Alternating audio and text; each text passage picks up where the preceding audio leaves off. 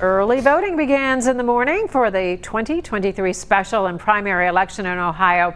You can go to your local Board of Elections to cast a ballot. This includes the Saturday and Sunday before Election Day. Mailed absentee ballots must be postmarked by May 1st. Election Day is May 2nd, but if you haven't already registered, you will not be able to take part. Now, if you're voting in the May election, you need to make sure you have the proper identification. Ohio's new voter ID laws kick into effect this week, and Brad Underwood explains what you'll have to bring with you when you are heading to the polls. Next time you cast a ballot in person in Ohio, you must have one of three pieces of photo identification. They can use their state of Ohio driver's license, their state of Ohio identification card. U.S. passports are now acceptable. Previously, you could use a utility bill or other piece of mail, but not anymore.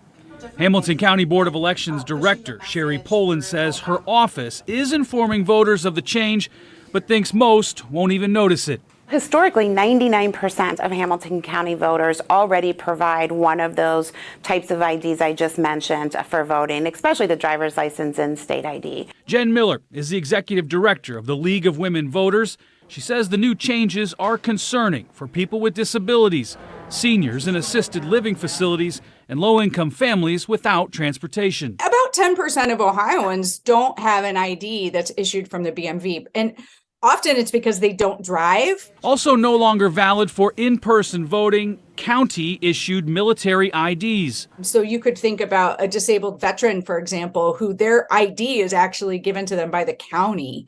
And it's a photo ID, but it's from the county, and that doesn't count. House Bill 458 was signed into law by Governor Mike DeWine in January. The law also limits boards of elections to one drop-off box location per county for absentee ballots, eliminates early voting the day before Election Day, and changes the deadline for requesting an absentee ballot from 3 to 7 days before an election. In Norwood, Brad Underwood, Local 12 News.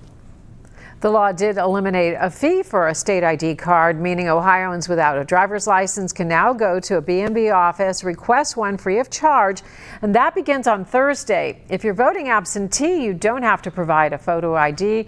You do have to provide the last 4 digits of your Social Security number.